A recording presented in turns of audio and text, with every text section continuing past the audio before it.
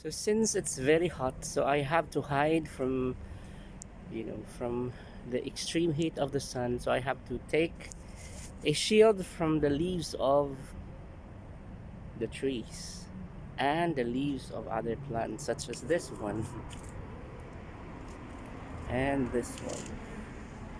So we're going to cross onto that road and hoping that we are going to be shielded, and sweating also is going to be lessened as we are shaded by the leaves. I hope so that it will be like that. So wishing that it will be like this way up until the end. But we are passing through a lot of dates here, and there are a lot of leaves. I am expecting fruits from it. Oh, there are. Yeah, you can see that. It's nearly ripe. Oh, it's really, really very hot.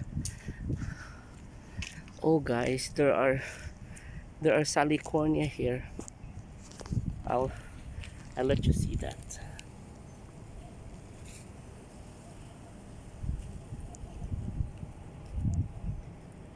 These Salicornia are actually growing or just erupt in between the blocks.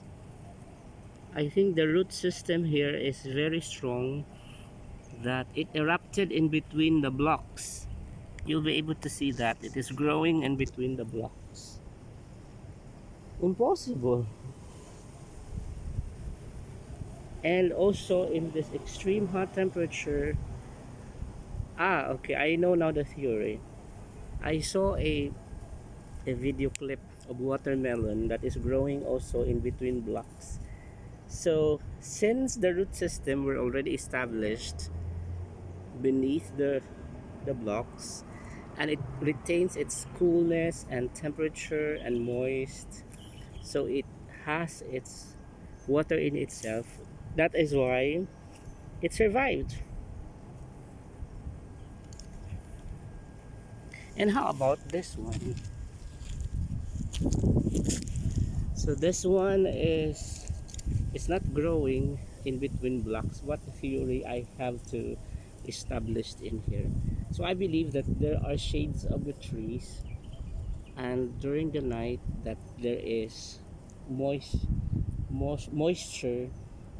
production, that it retains some of its water, and at the same time during summer, to reduce transpiration, it adapts to the kind of environment wherein the leaves become so small, and it closes its stomata during the daytime to avoid transpiration.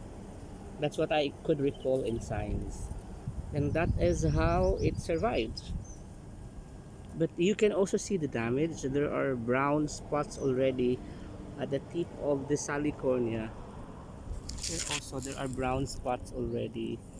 Here there are brown spots. So each of these plants have its peculiar adaptation so that it will survive longer.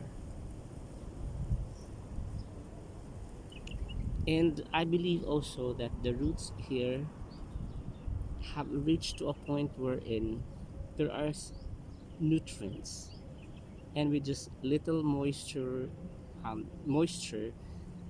because we know that the watering allows the plants to absorb the nutrients. Since the nutrients here are abundantly available, so with just a little of the moisture in a form of liquid, it enables the Salicornia to feed itself, to survive.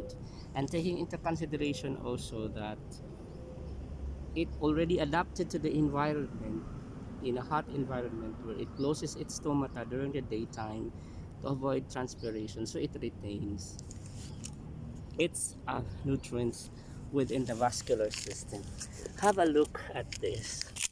you'll be able to understand that this one is actually growing on top um, of a date palm which was cut and eventually it died.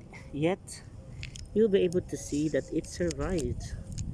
It is still greenish in its form, although it is full of dust, and it survived over the years, I believe, because even the surrounding places here, I witnessed that there are a lot of like this since the time I transferred here.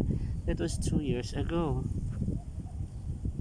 Really, it amazes me indeed. Oh, yeah, this plant here, although it's very hot, it continued to survive, and it amazes me knowing that the usual survival tips that we are giving to people is that plants do survive because there is water, equal amount of water, average temperature, also average water, because too much of it, if only it is designed to become aquatic like the water spinach, that is okay. But for those who are surviving on tropical area, so there should be gradual display of this supply of water only. So this is very unusual because here we are also even seeing a lot of Salicornia here. This one, these are Salicornia. Oh,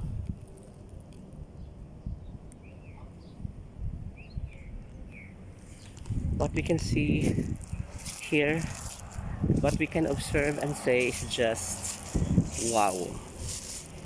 It just wows me. It gives me a wow factor how these plants survived.